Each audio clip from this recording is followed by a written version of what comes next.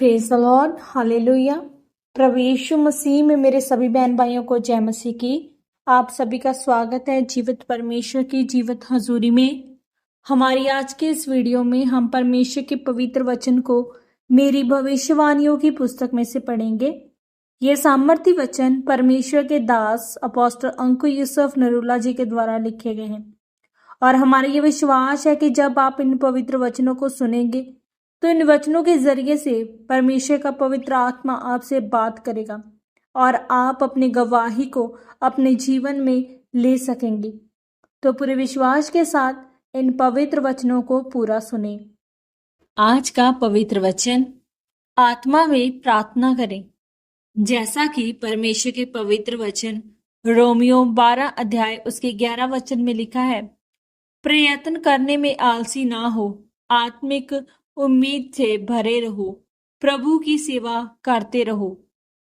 मेरे प्रियो, पवित्र बाइबल में लिखा है कि अगर तुम परमेश्वर से उत्तर लेना चाहते हैं तो हमेशा प्रार्थना में लगे रहें।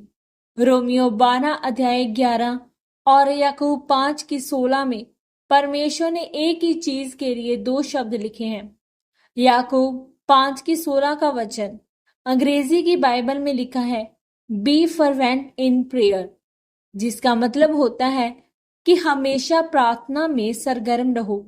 ग्रीक भाषा में फर्वेंट का मतलब होता है कि जिस तरह पानी उबलता है और जैसे गर्मी पानी को उबालती है, वैसे ही उबलते हुए और गुस्से से भरी प्रार्थना करो। अगर तुम अपनी आत्मा को उसी गुस्से के अंदर उबालोगे तो तुम नतीजा देखोगे।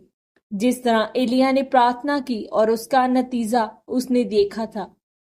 आपने पवित्र बाइबल में देखा कि 38 साल का रोगी पानी के तालाब के किनारे बैठा था और स्वर्गदूत एक नियुक्त समय में पानी को हिलाता था और जो उस पानी में पहले उतर जाता था वो चंगा हो जाता था।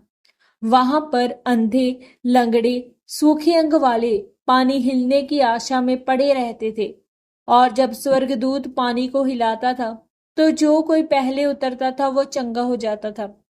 वहां पर पहले वो उतर पाता था जो आत्मा में सरगर्म रहता था कि चाहे मुझे गिरकर चाहे मुझे लड़कर उतरना पड़े, पर मैं सबसे पहले पानी में उतरूंगा क्योंकि मैं अपनी इस बीमारी से थक चुका हूं।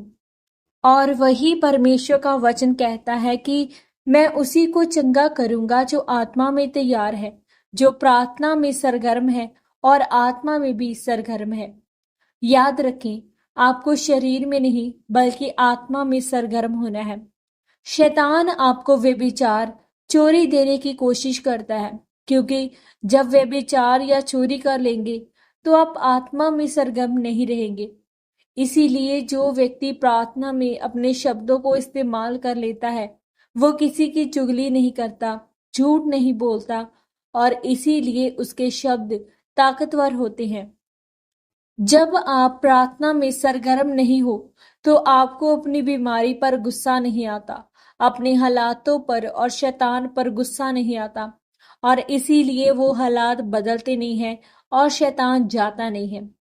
आज भी वही स्वर्गदूत है और वही परमेश्वर की हजूरी है, लेकिन बहुत कम है जो घर से मन बनाकर आते हैं कि मैं आज शैतान को छोड़ूंगा नहीं, आज मैं चंगा होकर और अपनी गवाही को लेकर ही जाऊंगा। जो व्यक्ति आत्मा में सरगर्म होकर प्रार्थना करता है और आत्मा में मन बनाकर चर्च में आता है तो वह स्वर्गदूत उसको छूता है और वह अपनी गवाही के साथ वापिस आता है। आमीन। पवित्र वचनों के अनुसार अंगीकार। सर्वशक्तिमान परमेश्वर, इस वचन के लिए मैं आपका धन्यवाद करती हूँ। परमेश्वर, मैं आज अपने हर एक पाप का अंगीकार करती हूँ और अपने जीवन को आपके हाथों में समर्पित करती हूँ ताकि मेरे जीवन में आपके ठहराए हुए मददगार आ सके। प्रभु यीशु मसीह के पवित्र और सामर्थी नाम में हम मांगते हैं। आमीन, आमीन और आमीन। आज के इन पवित्र वचनों के पढ़े और सुने जाने के द्वारा परमेश्वर आप सबको बहुतायत से आशीषित करे। सबको जय मसीह की।